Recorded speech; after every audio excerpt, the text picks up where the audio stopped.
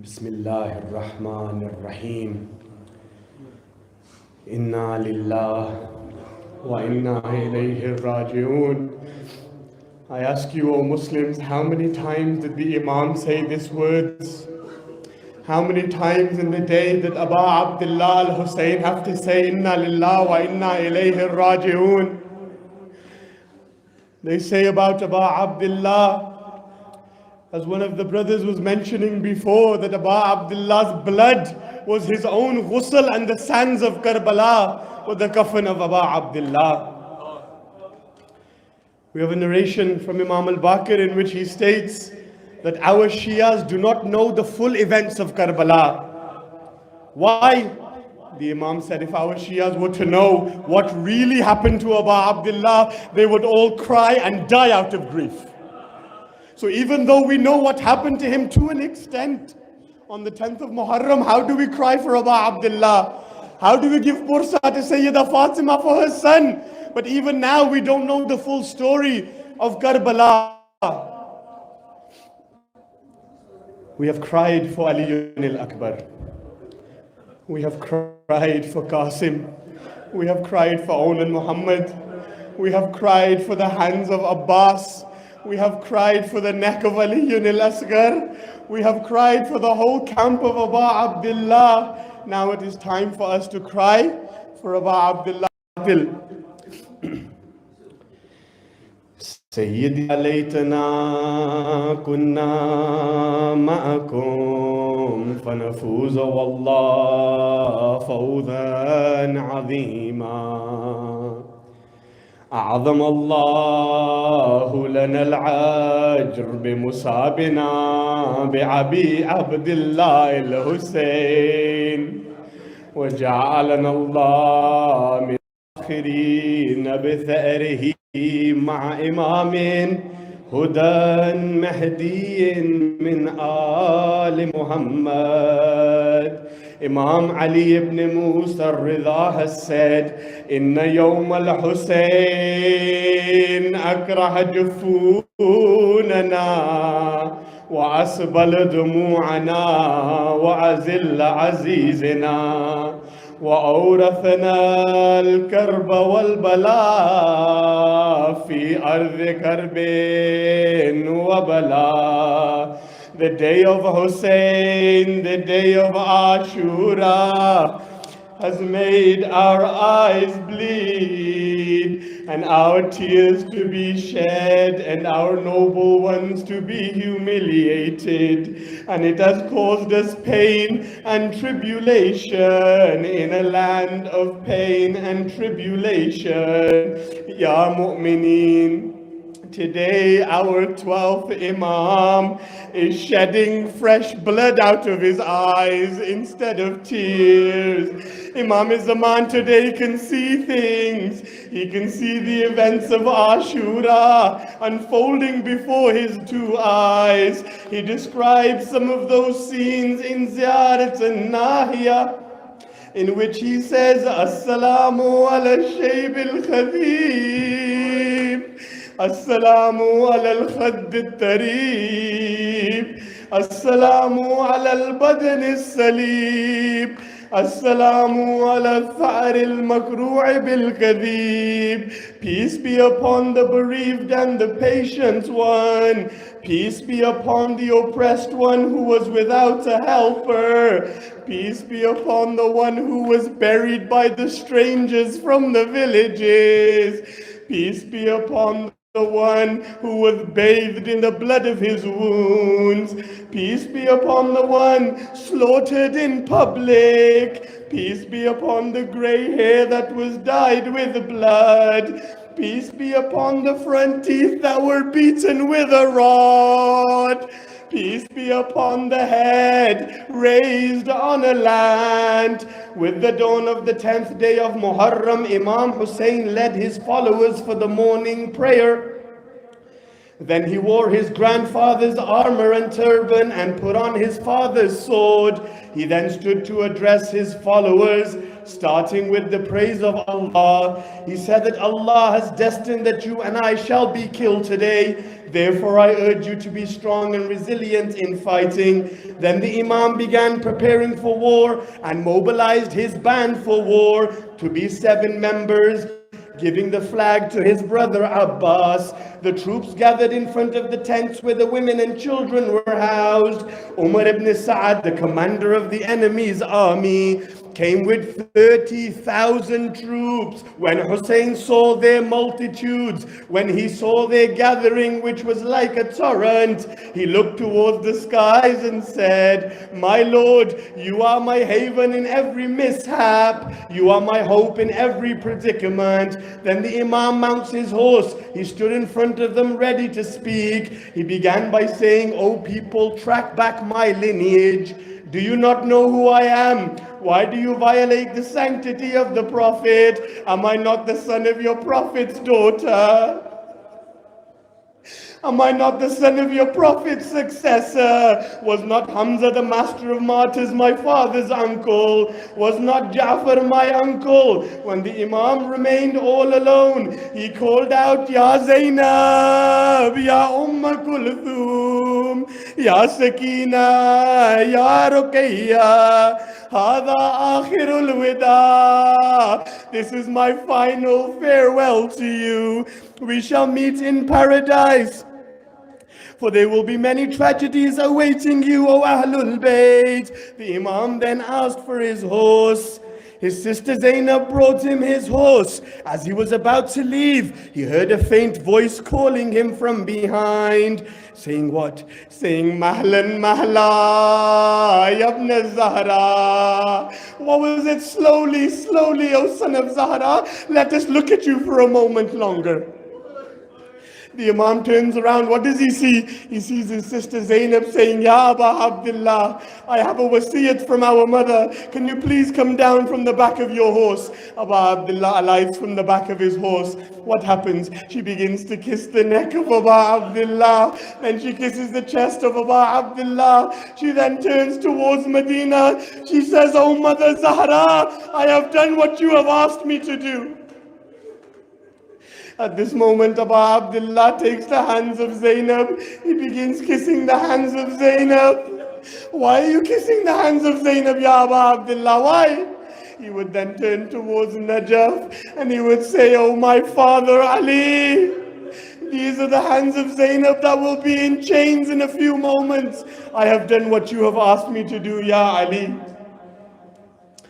At this moment now, the Imam is trying to leave. You know, in Karbala, the Imam left the camp more than 50 times. Each time the Imam left, somebody would call him back. Each time the Imam left, somebody would call him back. Now that the Imam has said his final farewells to everybody, he mounts onto his horse. He says to his horse, "Let's go." But the horse is not moving. Take your hearts to Karbala. The horse is not moving. So the Imam says to his horse, he says, "Oh horse, I know you're tired. I am the Imam of men, I am the Imam of animals as well. I know you are thirsty. Oh Dhul Janah, I know you are thirsty, I know that you are tired, and I know that you are injured. But I make one last request to you. Take me to the battlefield one final time. You don't have to bring me back, just take me to the battlefield. You don't have to bring me back, just take me one last time." At that moment, they say that the horse of Aba Abdullah, he would say, as if to say, "Ya Aba Abdullah, I would never disrespect you." But then he would look down towards his feet in a way saying what? Saying, "Ya Aba Abdullah, look down. Look at my feet. Look at my feet, Aba Abdullah." The Imam would look down. What would he see? He would see a 4-year-old girl hugging the foot of the horse, saying, "Oh horse, please don't take my father." Abbas uncle went, he didn't come back. Ali Akbar went, he didn't come back. Qasim went, he didn't come back. "Please don't take my father, I beg you." Aba Abdullah comes down from his horse. He holds his daughter Sakina. He begins to kiss her. He places her in his lap. He says, "Sakina, I have to go. I have to go." She says, "Father, please don't leave me. Whose chest will I sleep on, Father, after you?" At that moment, Abu Abdullah would lay down on the sands of Karbala. He would place his daughter on his chest. She would fall asleep for the final time. He would place her inside. Then the Imam would mount his horse again. As the Imam is about to leave, he says what? This is one of the most painful moments of Ashura. Straight from the books of the Maqtal. The Maqtal is people who were present in Karbala narrating the story. What did they see? They said that when the Imam remained all alone and when he was leaving for the final time, the Imam looked left and right. Again, one of the most painful moments in Ashura. What is it, Ya Mu'mineen? Nadara yaminan wa shimala. He looked to see his family and companions slain like sacrificial lambs. Fanada, he called out, Ya Abtal al-Safa wa Ya Fursan al-Hayjar. O heroes of the battlefield, O warriors of the war, Mali unadikum fala tujibun. I am calling you, but you are not responding to my call. Are you sleeping? If you are sleeping, I beg you, please wake up. The books of the Maqtal say that when Abu Abdullah said, please wake up, their dead bodies began trampling on the plains of Karbala as if to say, Ya Abu Abdullah, if we had 1,000 lives, we would sacrifice them all for you. Then the Imam says, these are the women of the household of the Prophet. هَذَهِ نِسَاءُ الرَّسُولِ. These are the women. Please rise so that you can protect them. At this moment then, Abu Abdullah goes where? He says something that breaks our heart. He says, Oh Habib, oh Muslim ibn Awsija, oh Zuhair, where are you today? Then the Imam enters into the tent of his son Sajjad. Imam Zain al-Abidin was sleeping. As soon as he woke up, he saw Abu Abdullah. He saw the blood of Abbas on the beard of Abu Abdullah. He saw the blood of Ali al-Akbar on the beard of Abu Abdullah. So what does he say? He looks towards his father and he says, Abata ayn al-Habib, where is Habib?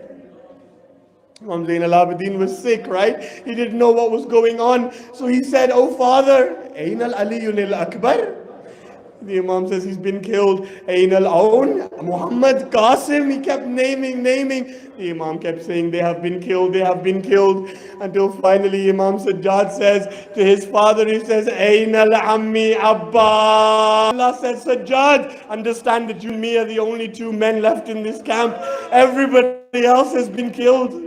At this moment, Imam Sajjad stands up. He was holding a stick to support himself. He was leaving to go towards the battlefield. Abu Abdullah says to his sister Zainab, prevent him from leaving before the lineage of Ali Muhammad is severed. Then finally the Imam enters into the battlefield.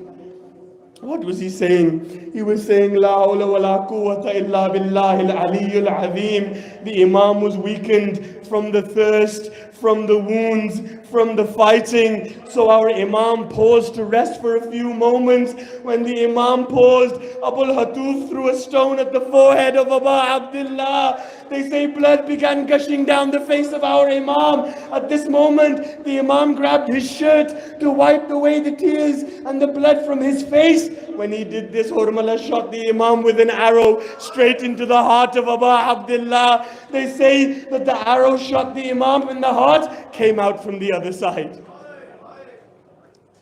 So now Abu Abdullah is on the floor in Karbala. There is an arrow in his body. Where? In his heart. On the other side, the Imam calls out, Bismillah wa billah wa ala millati Rasulillah. In the name of Allah and by Allah. The Imam then pulled the arrow out. He mounted his horse. He took the blood that was dripping from his heart. He stained his beard with this blood. He said, I will meet my grandfather Rasulullah on the day of judgment stained in my own blood.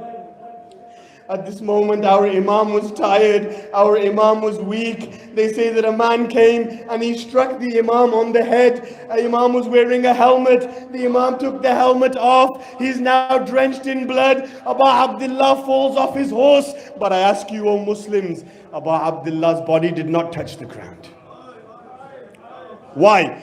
Abu Abdullah was on the horse, he fell, his body did not touch the ground. Why? The books of the Maqtal say there were so many arrows in the body of Abu Abdullah al-Hussain that the moment he fell off his horse, his body was up from the ground. At that moment we come to the final moments. Shimrun jalisun ala sadr al-Hussain. Shimr would come and he would kick our Imam. He would then sit on the chest of our Imam. He would take out his dagger. He would place it on the neck. He would hold the beard of Abu Abdullah. He would hold the beard of Abu Abdullah. At that moment, when he places the dagger on the neck, he says, I hear a woman's voice in my ear.